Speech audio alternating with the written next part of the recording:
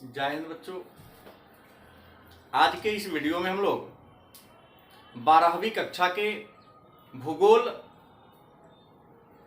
पाठ 2 इकाई 1 पाठ 2 पर परिचर्चा करेंगे। पाठ का नाम होगा विश्व की जनसंख्या वितरण घनत्व तथा वृद्धि। विश्व की जनसंख्या वितरण घनत्व तथा वृद्धि। तो पहले ये जाने कि जनसंख्या है क्या, जनसंख्या किसे कहते हैं। तो साधारण बोलचाल की भाषा में लोगों की संख्या को जनसंख्या कहते हैं। लोगों के कुल संख्या को जनसंख्या कहते हैं। लेकिन थोड़ा इसको अच्छे से लिया जाए तो किसी क्षेत्र में निवास करने वाले, किसी क्षेत्र विशेष में निवास करने वाले लोगों के कुल संख्या को हम जनसंख्या के नाम से जानते हैं। जनसंख्या जो आर्थिक विकास का सक्रिय साधन है। विश्व की जनसंख्या की बात करें तो वर्तमान समय में विश्व की जनसंख्या लगभग 750 करोड़ है। इसमें सबसे अधिक जनसंख्या वाला देश एशिया महादेश में चीन है। मतलब विश्व में सबसे अधिक जनसंख्या वाला देश चीन है जो एशिया महादेश में, और दूसरा सबसे अधिक जनसंख्या वाला देश भारत, यह भी एशिया महादेश में है। और सबसे कम जनसंख्या वाला देश वेटिकन सिटी जो यूरोप महादेश में। आते हैं जनसंख्या की बात करें तो विश्व की जो जनसंख्या है उस जनसंख्या का बसाव वितरण सभी और सभी जगह समान रूप से नहीं है। कुछ ऐसे क्षेत्र हैं जहां पर जनसंख्या बहुत ज्यादा है तो कुछ ऐसे क्षेत्र हैं जहां पर जनसंख्या कम। एक अनुमान के अनुसार विश्व के 50% लोग मात्र 6% भूमि पर निवास करती है। और दुर्गम क्षेत्र की बात करें तो दुर्गम क्षेत्र के 45% लोग 8% भूभाग पर निवास करते हैं। विश्व की अधिकांश जनसंख्या मैदानी क्षेत्र में निवास करती है। अधिकांश जनसंख्या मैदानी क्षेत्र में इसलिए निवास करती है क्योंकि मैदानी क्षेत्र मानव के बसाव के लिए, मानव के जीविका के लिए सर्वोत्तम मानी जाती है।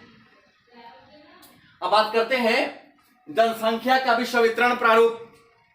तो विश्व जनसंख्या के विश्व के वितरण प्रारूप की बात करते हैं तो विश्व की जनसंख्या का जो वितरण है, वितरण के आधार पर विश्व की जनसंख्या को 4 वर्गों में बांटा गया है। पहला है प्रथम श्रेणी के प्रारूप। यहां पर जनसंख्या बहुत ज्यादा है।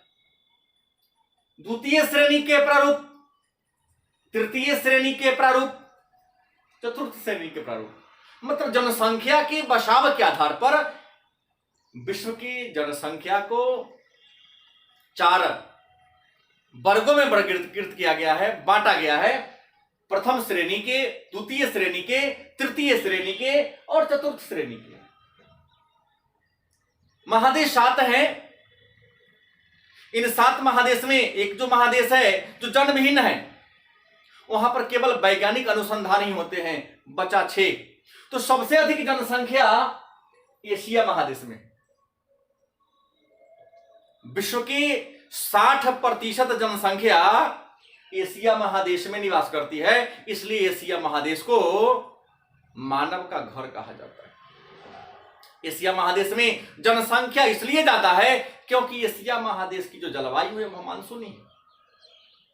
उसके बाद अफ्रीका, उसके बाद यूरोप, उत्तरी अमेरिका, दक्षिणी अमेरिका को लैटिन अमेरिका भी कहते हैं, और ऑस्ट्रेलिया। मतलब सबसे अधिक जनसंख्या वाला महादेश एशिया और सबसे कम जनसंख्या वाला महादेश ऑस्ट्रेलिया है। और क्रमिक रूप से बात करें घटते क्रम में तो एशिया, अफ्रीका, यूरोप, उत्तरी अमेरिका, दक्षिणी अमेरिका और ऑस्ट्रेलिया। अंटार्कटिका जनसंख्या विहीन क्षेत्र है, महादेश।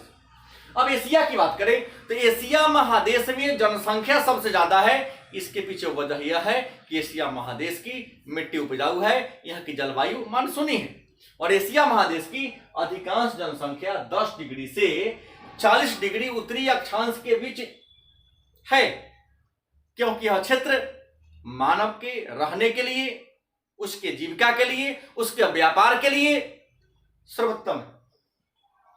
विश्व की 60% जनसंख्या एशिया में निवास करती है। दूसरा बात करते हैं यूरोप महादेश में। तो यूरोप महादेश जो एशिया महादेश से उत्तर में है और यूरोप महादेश में जनसंख्या का बसाव 40 डिग्री से 60 डिग्री उत्तरी अक्षांश के बीच है। यूरोप महादेश में अधिकांश जनसंख्या 40 डिग्री से 60 डिग्री उत्तरी अक्षांश के बीच है और विश्व का 10.4% जनसंख्या यूरोप महादेश में निवास करती है। आते हैं उत्तरी अमेरिका महादेश की। उत्तरी अमेरिका महादेश में ही संयुक्त राज्य अमेरिका एक देश है और कनाडा भी उत्तरी अमेरिका महादेश में ही पड़ता है। तो उत्तरी अमेरिका महादेश की अधिकांश जनसंख्या महान झील और अटलांटिक तट के सहारे मिलता है। अटलांटिक महासागर के किनारे, मतलब उत्तरी अमेरिका के पूर्व में अटलांटिक महासागर है, तो अटलांटिक महासागर के किनारे और महान झील के इर्द गिर्द उत्तरी अमेरिका महादेश की अधिकांश जनसंख्या निवास करती है और उत्तरी अमेरिका में विश्व का 7.89% जनसंख्या निवास करती है।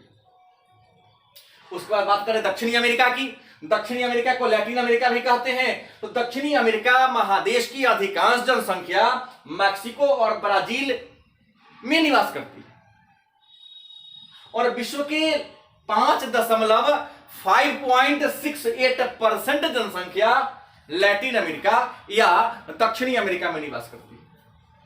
अफ्रीका की बात करते हैं तो अफ्रीका महादेश में जनसंख्या का घनत्व, जनसंख्या का बसाव नील नदी बेसिन, भूमध्य सागरीय तट, कीनिया और इथियोपिया का पठार, पश्चिमी सूडान और गिनी तट, इन क्षेत्रों में जनसंख्या ज्यादा है और अफ्रीका महादेश में विश्व की 15.5% जनसंख्या निवास करती है।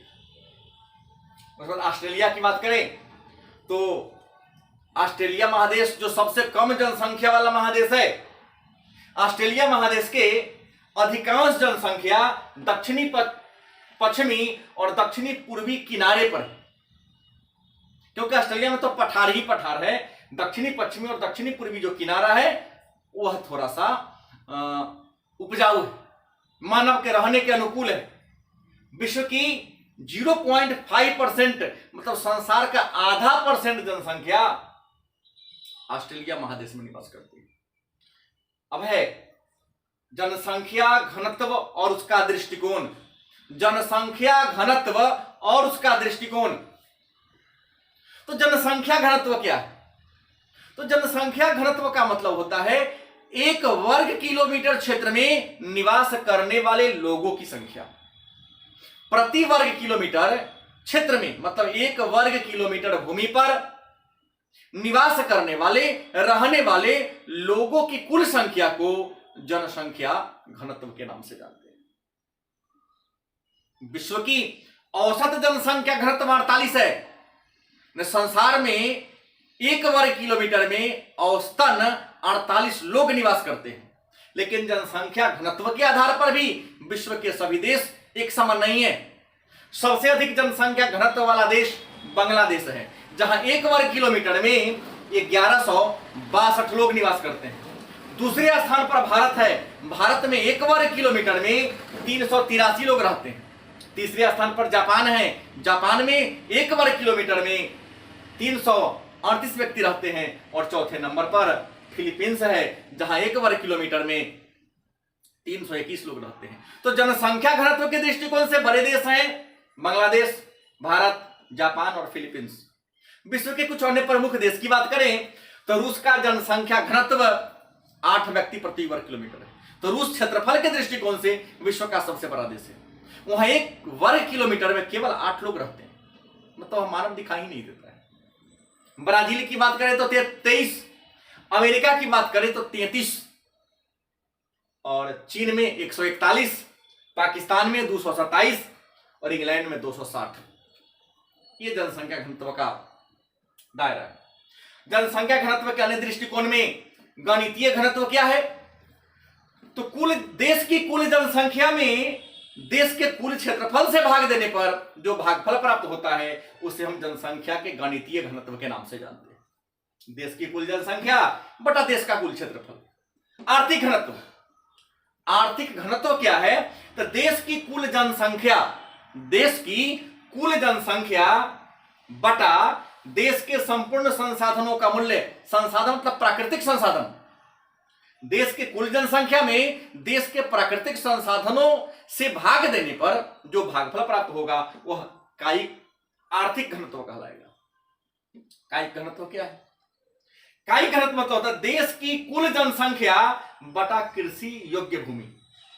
देश के कुल जनसंख्या में कृषि योग्य भूमि से भाग देने पर जो भागफल प्राप्त होता है उसे हम कायिक घनत्व के नाम से जानते हैं। अगला है कृषि घनत्व क्या है? तो कृषि में संलग्न जनसंख्या, क्योंकि किसी भी देश के सभी लोग खेती बाड़ी में नहीं लगे होते हैं, तो कृषि में संलग्न, संलग्न मतलब लगे हुए, कृषि में लगे हुए जनसंख्या का कुल कृषि योग्य भूमि से भाग देने पर, क्योंकि किसी देश में जितना भूमि होता है सभी भूमि पर खेती बाड़ी भी नहीं होता। अगर सभी लोग खेती बाड़ी नहीं करते हैं तो सभी भूमि पर खेती बाड़ी भी नहीं किया जाता है। कहीं पहाड़ है, पठार है, झील है, झरना है, रहने के लिए घर योग्य भूमि है, वास योग्य भूमि।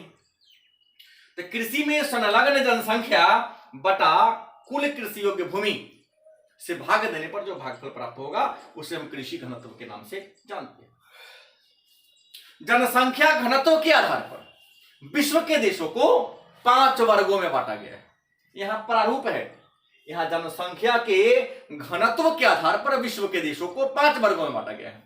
पहला, अधिक घने बसे क्षेत्र, मतलब बहुत अधिक जनसंख्या वाला घनत्व वाला देश। तो बहुत अधिक जनसंख्या घना देश में रखा जाए किसको? तो जिस क्षेत्र में प्रति वर्ग किलोमीटर 400 लोग निवास करते हैं, कम से कम 400, उसे हम अधिक घने बसे क्षेत्र कहेंगे। दूसरा, घने बसे तो 200 प्रति वर्ग किलोमीटर से लेकर 400 प्रति वर्ग किलोमीटर निवास करने वाले लोग जिस क्षेत्र में रहते हैं, मतलब 1 वर्ग किलोमीटर में जिस क्षेत्र में कम से कम 200 से 400 लोग निवास करते हैं उसे हम घने बसे क्षेत्र कहेंगे। इस दृष्टिकोण से देखा जाए तो भारत घने बसे जनसंख्या घनत्व में, अधिक में हम कहेंगे तो अधिक में बांग्लादेश आ जाएगा, लेकिन भारत की बात करें तो 400 से कम है, 383 है, तो भारत घने बसे क्षेत्र में आ जाएगा।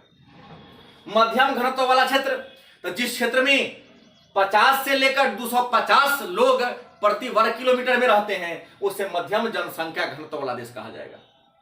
और 5 व्यक्ति से 50 व्यक्ति अगर 1 वर्ग किलोमीटर में जिस क्षेत्र में निवास करते हैं उसे हम कम जनसंख्या घनत्व वाला देश कहेंगे।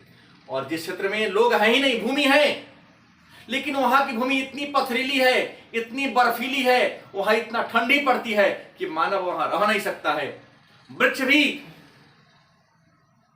विकास नहीं कर सकता है, तो ऐसे क्षेत्र को हम जनविहीन क्षेत्र के नाम से जानते हैं। और ऐसे क्षेत्र में ध्रुवीय क्षेत्र, अंटार्कटिका क्षेत्र को रखा गया है। अब है तो जनसंख्या के वितरण और घनत्व को प्रभावित करने वाले कारक कौन कौन है? कहीं जनसंख्या ज्यादा है, कहीं जनसंख्या कम है, तो इसको प्रभावित करने वाले कारक कौन है? तो जनसंख्या के घनत्व और वितरण को प्रभावित करने वाले जो कारक है इनका 3 वर्गों में बांटा गया है। पहला, भौतिक कारक, आर्थिक कारक, सामाजिक कारक। भौतिक मतलब बाहरी, जनसंख्या घनत्व को प्रभावित करने वाला जो बाहरी कारक है, जो भौतिक कारक है, पहला जलवायु। मानव उसी क्षेत्र में निवास करना पसंद करेगा जहां की जलवायु मानव के रहने के लायक हो।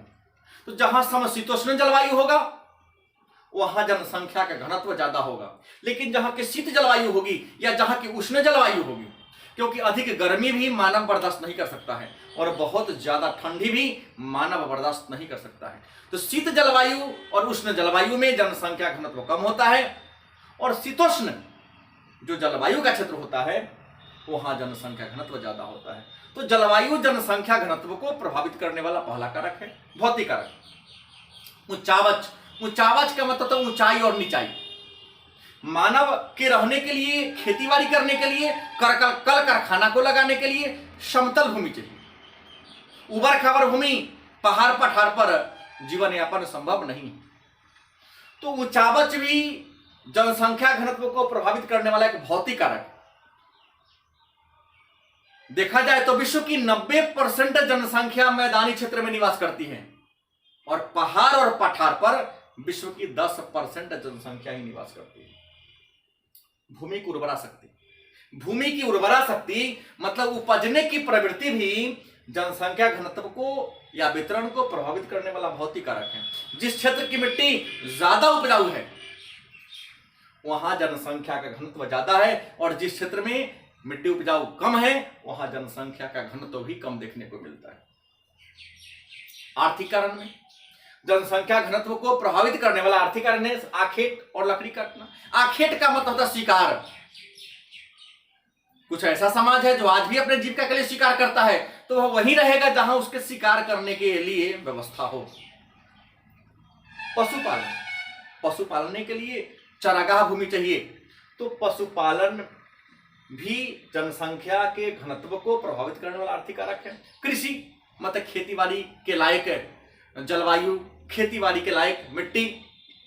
खनन एवं उद्योग, जिस क्षेत्र में खनन है, कल कारखाने हैं, वहां भी जनसंख्या का घनत्व अधिक देखने को मिलता है। आवागमन के साधन और संचार के साधन, जिन क्षेत्र में आने जाने की समुचित व्यवस्था हो, उत्तम व्यवस्था हो, वहां भी जनसंख्या का घनत्व अधिक देखने को मिलता है। और जहां पर जनसंख्या आने जाने की व्यवस्था न हो, सुगमता पूर्वक लोग आ जा न सके, वहां पर जनसंख्या का घनत्व कम मिलता है। अंत में सामाजिक कारण, जनसंख्या के घनत्व और वितरण को प्रभावित करने वाला सामाजिक कारण भी एक महत्वपूर्ण कारक है। मनुष्य एक सामाजिक प्राणी है, मनुष्य समाज में रहता है।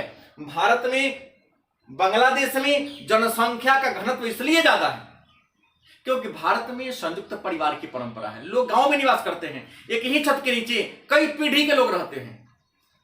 परिणाम यह है कि यहां लोग साथ साथ रहते हैं। चीन की बात करते हैं तो चीन में लोग अपने पूर्वजों को, चीन में कहीं पर सामूहिक श्मशान नहीं है, याद रखेंगे आप लोग। चीन में लोग अपने पूर्वज को अपने खेत में ही दफनाते या जलाते हैं। तो चीन के लोगों में अपने पूर्वजों को, मृतकों के पूजा करने की परंपरा है। तो चीन के लोग जहां अपने पूर्वजों को दफनाते हैं उसी के बगल में, मतलब खेत में ही घर बना के रहते हैं। यही कारण है कि चीन सबसे अधिक जनसंख्या वाला देश है, लेकिन क्षेत्रफल ज्यादा है और अपने खेत में घर बनाकर लोग रहते हैं। यही कारण है कि वहां पर जनसंख्या घनत्व भारत, बांग्लादेश, जापान, फिलीपींस से भी कम है, मात्र 141 है। धन्यवाद। इस पाठ के बचे हुए जो टॉपिक हैं उसके बारे में चर्चा हम लोग अगले वीडियो में करेंगे।